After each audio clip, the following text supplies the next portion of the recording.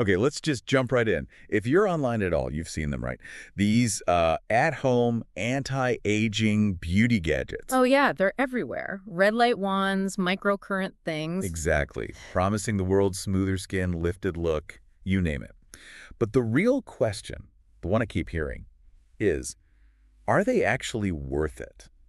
Like the money and the hassle. It's a big question. And thankfully, we've got a great piece to dig into today. It's from the Today Show. Ah, right. Vicky Nguyen, NBC's investigative correspondent. She tested some. She did. She took a few popular ones for a proper test drive. And importantly, she didn't just rely on her own experience. She talked to dermatologists, too. Good. Expert opinions are key here. Totally. So our mission really is to pull out the crucial bits from that segment.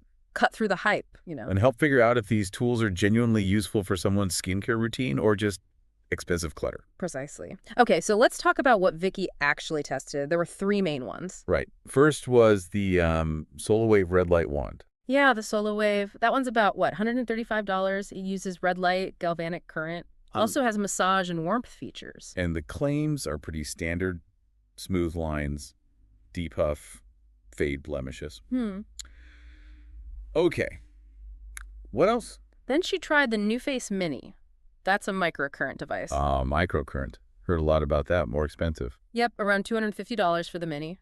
And the claims are bigger, too. Sculpting, lifting, contouring, tackling deeper lines, sagging skin. But there's a catch with that one, isn't there?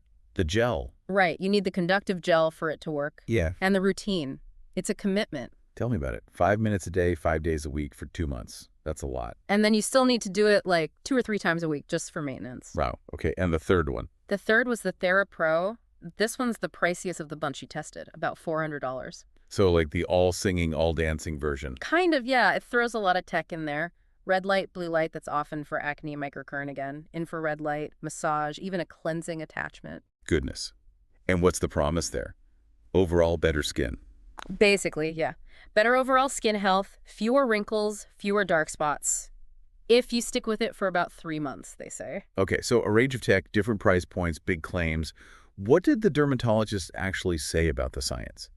Does any of this actually work? Well, that's where board-certified dermatologist Melissa Levine weighed in. And her point was interesting. She said the main technologies here, red light and microcurrent, they're not new. Oh, really? Yeah, she was clear. Dermatologists have been using professional versions of these for years, even decades. So the basic science, it's established, it's proven. Okay, that's actually quite reassuring. It's not just marketing fluff then. Not entirely, no. The principles are sound. But I sense a but coming. Yes, there's always a but, isn't there?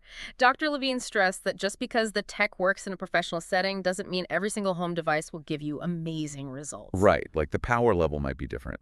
Exactly. It depends heavily on the specific device, its quality, its strength, and maybe even more importantly, how consistently you use it. Consistency again. The skincare buzzword. It really is key. And your individual skin health matters too, of course. So results will definitely vary. No magic wand, unfortunately. Makes sense. And there was another dermatologist, right? Dr. Tabizm Mir? She had some advice too. Yes, Dr. Mir focused more on being a smart consumer in this space. Her big warning was, don't just trust the hype you see on social media. Easier said than done sometimes. True. But she urged people to, do their own research, look past the ads. What should people look for? Tech specs? Reviews? Both. Check the technical details if you can find them, and definitely read reviews from actual users, not just influencers. See if people are really getting the results the company promises. She also mentioned something about overdoing it, using too much stuff. Yeah, that was a really important point. She called it over-consumerism in skincare. Using too many products, too many devices. And actually make things worse. It can. It can irritate the skin, cause inflammation. Basically the opposite of what you want when you're trying to fight aging. That's something to think about. Adding another gadget might not always be the answer. Exactly. It makes you question, is this device simplifying things or just adding another potentially irritating step? And it sounds like both doctors agreed on one crucial piece of advice before buying anything. Absolutely. They were unanimous. Talk to your doctor or ideally a dermatologist first. Especially if you have existing health conditions. Definitely. Things like pacemakers with microcurrent or certain skin conditions. You need professional advice to avoid potential bad reactions. It's just the safe way to go. Okay, solid advice. Yeah. So back to Vicky Nguyen. What was her actual experience using these things day to day? Well, she had some initial thoughts. The Solo Wave, she noted, was small, lightweight, felt easy to use, maybe good for travel. And she felt the warmth. Yeah, she mentioned the therapeutic warmth was noticeable. For the NuFace Mini, she felt that tingling. The microcurrent kicking in. Right. It lets you know it's active. And the TheraPro, she seemed to quite like the massage feature. Called it out specifically. Okay. But I remember she had a preference for a different type of light therapy device. Ah, yes. For the light therapy part, she actually preferred using a mask. Why was that?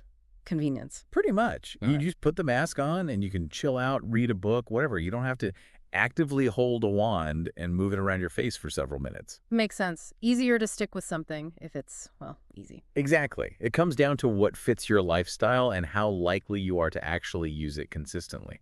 But interestingly, even after trying them all, she pointed out that maybe the biggest benefit she noticed wasn't directly from the devices themselves. That was a fascinating takeaway. She felt that just the act of using the devices made her more diligent about her entire skincare routine. How so? Well, taking those extra few minutes for the device kind of reminded her or prompted her to then follow through properly with her serums, moisturizers, the whole 9 yards.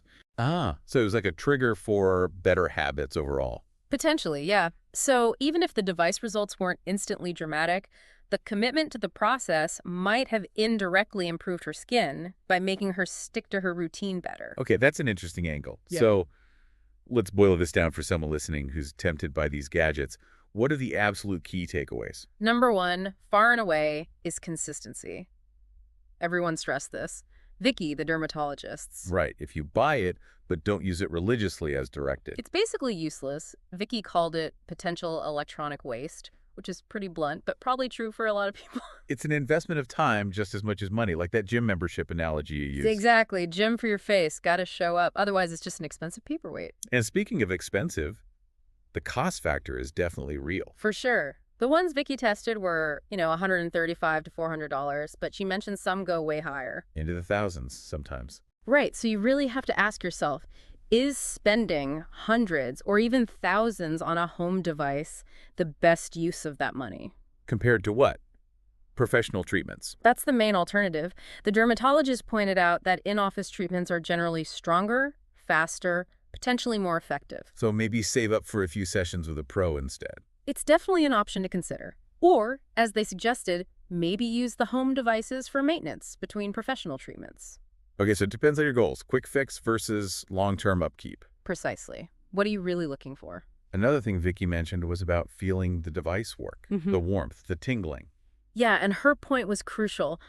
Just because you feel something happening, light, vibration, current, doesn't automatically mean it's delivering significant, long-lasting results. Right, sensation doesn't equal efficacy. Exactly. It's easy to think, oh, I feel it must be working. But the proof is in the visible, changes over time, not just the immediate feeling. So manage expectations there. And finally, it seems like everything still comes back to the basics. Absolutely. Both docs really hammered this home.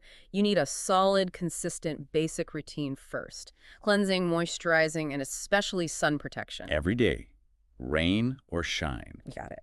Think of these devices as potential extras, maybe boosters, but not replacements for those core skincare pillars. Okay, so wrapping up our deep dive on this today's segment, what's the final word?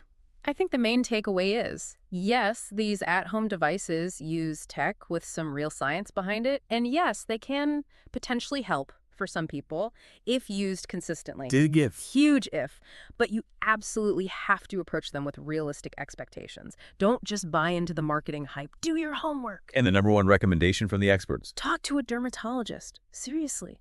They can help you figure out if one of these devices makes sense for your specific skin, your concerns, your health, and your budget. Personalized advice is key. Okay, so maybe the final thought for everyone listening is this. Really consider if you have the bandwidth, the commitment for that level of consistency these devices demand. Is that investment time and money truly going to pay off for you? Or might that money be better spent elsewhere? Like on professional treatments, or maybe just upgrading your basic cleanser, moisturizer, and sunscreen. Could be. And perhaps dig a bit deeper, too. Ask yourself why you're drawn to these devices. What's the underlying motivation behind wanting that quick fix? Understanding that might be the most valuable insight of all for your long-term skin health.